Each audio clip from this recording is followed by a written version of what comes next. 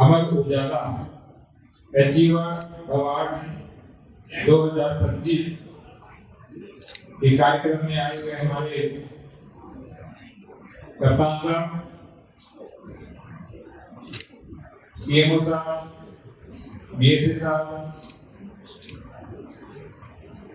हमारे डीआईओ साहब, अमर उजाला परिवार के सभी भाई बहन, विशेष रूप से नदीम भाई और उनकी पूरी टीम दिखाई नहीं दे रहे, मुझे कोने में यहाँ सभी विद्यालयों से आए हुए हमारे शिक्षक भाई बहन और इस नित्य नूतन पुरातन भारतीय संस्कृति की संवाहक ये युवा तरुणाई, हमारे प्यारे बच्चे, आप सभी को आज पुरस्कृत होने की बहुत बहुत बधाइयां, मंगल कामनाएं, शुभकामनाएं। मैं सोच रहा था कि कप्तान साहब से चर्चा भी हुई हमारी 2025 में कितने अंक आ रहे हैं ये तो हम सोच भी नहीं पा रहे। लेकिन प्रश्न ये है, क्या ये अंकों की दौड़ सही है? कहीं ऐसा तो नहीं है कि हम अंकों से पराजित हो रहे हैं और वास्तव में हम जीते हुए? कहीं ऐसा तो नहीं है कि हम अंकों से जीते हुए हैं लेकिन वास्तव में पराजित हैं? प्रश्न दोनों। मैंने 1997 में 10th किया था। उस समय हमारे स्कूल के टॉपर के 66% मार्क्स थे और बोर्ड के टॉपर, पूरे राजस्थान के जो टॉपर थे उसके 87% मार्क्स थे और टॉप 10 जो थे उसमें से 10 वाले के शायद 83 या 84% आए थे उस समय, जो मुझे याद आ रहा है।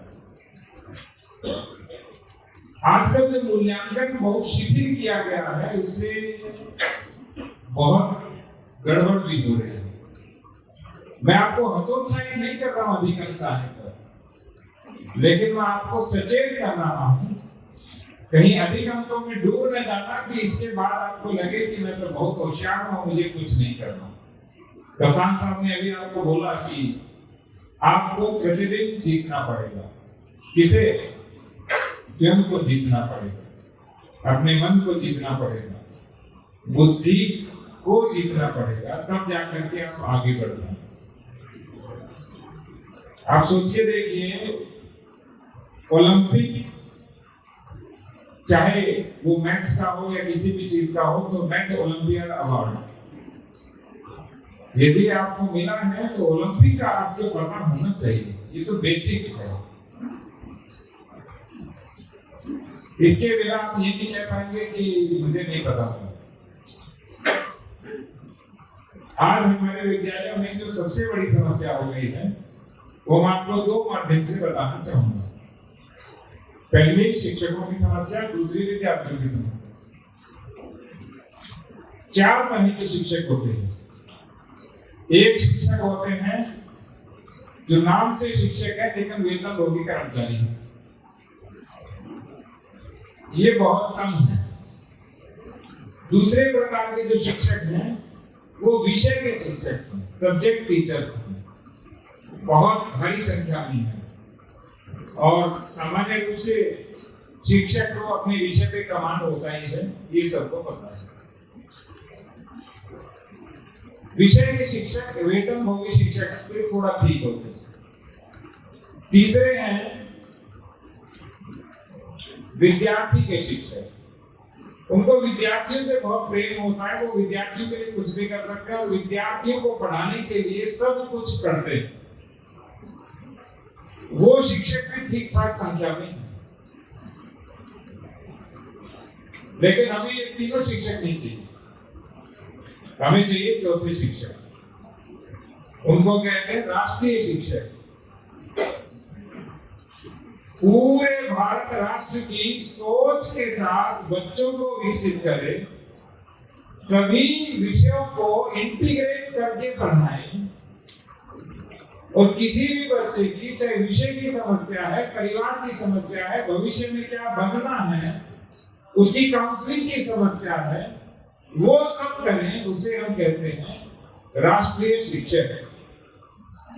और राष्ट्रीय शिक्षक आजकल बहुत कम दिखाई देते हैं। विषय का ज्ञान भी है, विद्यार्थी का ज्ञान भी है, वेतन भी मिल रहा है, लेकिन हम अपने राष्ट्र के प्रति सचेत नहीं।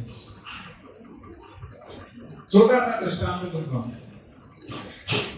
मुझे नहीं लगता कि यहाँ जितने भी लोग हैं वो संबल के बारे में बहुत अच्छे से जानते होंगे।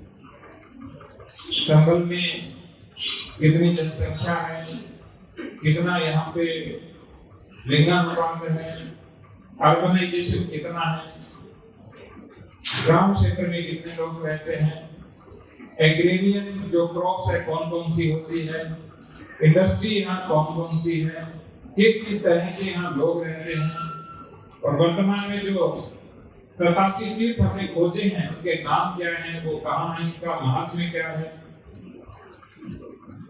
और ओवरऑल जो आर्थिक, सामाजिक और राजनीतिक परिदृश्य है उसके बारे में बहुत कम लोगों को पता। मैं बहुत बार प्रश्न करता हूँ, लेकिन कुछ बताइए। एक सामान्य से प्रश्न करूंगा मैं, कप्तान साहब का ही प्रश्न है।